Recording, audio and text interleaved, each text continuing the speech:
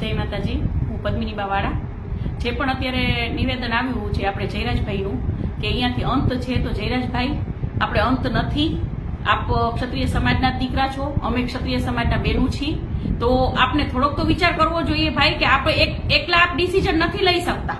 અને હું રાજકીય લેવલે મોદી સાહેબને પણ હું પૂછવા માંગુ છું કે રૂપાલાભાઈ વિરુદ્ધ 10 ફરિયાદો થઈ છે, માનહાનિના દાવા થયા છે, તો એને અરેસ્ટ કેમ નહીં?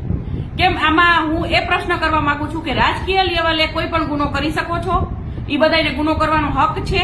તો આટલો બધો મોટો ગુનો જે રૂપાલાભાઈ જે બોલ્યા છે, જે અમારા માન ઉપર ગયા છે, અને આ જે રાજપૂત ક્ષત્રિયના બહેનો નહીં, કોઈ પણ બહેનો, કોઈ પણ સમાજના બહેનો વિશે આ નથી બોલી શકાતું રૂપાલાભાઈને. તો રૂપાલાભાઈએ શું એવું સારું કામ કર્યું છે? તો આજે જયરાજભાઈ એક, અને જયરાજભાઈ કોઈ એક વ્યક્તિ કોઈ નિવેદન નથી આપી શકતા, એને કોઈ એવો હક નથી, અને સમાજ આખો વિરોધ છે, અને સમાજના બહેનો તો ખૂબ જ વિરોધમાં છે, અને સમાજના ભાઈઓ પણ ખૂબ જ વિરોધમાં છે. તો અમે આ જયરાજભાઈનું નિવેદન નહીં ચલાવી લઈએ, અને માફી તો આપવાની જ નથી. માફી તો રૂપાલાભાઈ 5 નહીં 500 વખત માફી ને તો પણ એને માફ નથી. રૂપાલાભાઈની ટિકિટ રદ કરે, અને હું તો નરેન્દ્રભાઈ મોદીને આજે મોદીભાઈ આપે તો કેટલા બેનો દીકરીઓ સાથે સારા એ લોકો માટે કામ કર્યા છે. તો આપ તો સમજો કે અમે બેનો દીકરીઓ આપની પાસે ભીખ નથી માંગતા, અમે આપની પાસે ન્યાય માંગીએ છીએ, અને અમને ન્યાય મળવો જોઈએ. રાજપૂત ક્ષત્રિય સમાજને ન્યાય મળવો જોઈએ કે કોઈને પણ હક નથી, રૂપાલાભાઈ નહીં, અમારા ક્ષત્રિય સમાજના દીકરાને પણ કોઈ હક નથી કે કોઈ પણ બેનું દીકરીઓ વિશે બોલે, કોઈ પણ સમાજના બેનું દીકરીઓ વિશે બોલે.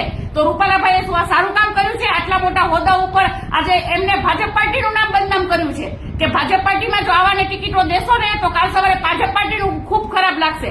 એટલે આ નિવેદન જયરાજભાઈનું કોઈ રાજપૂત ક્ષત્રિય સમાજ સ્વીકારશે નહીં, અને અમારો વિરોધ સતત ચાલુ રહેશે.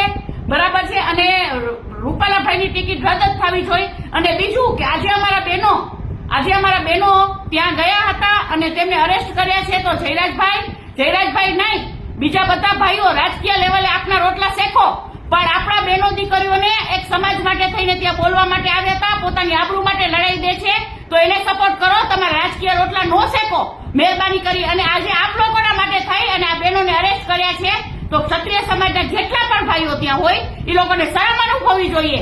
આજે રાજકીય લેવલે આપ રોટલા શેકો છો તમારા ખુદના, આજે સમાજમાં તમારું કોઈ પણ માનપાન નહીં રહે.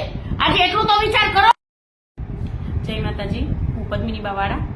જે પણ અત્યારે નિવેદન આવ્યું છે આપણે જયરાજભાઈનું કે અહીંયાથી અંત છે, તો જયરાજભાઈ આપણે અંત નથી.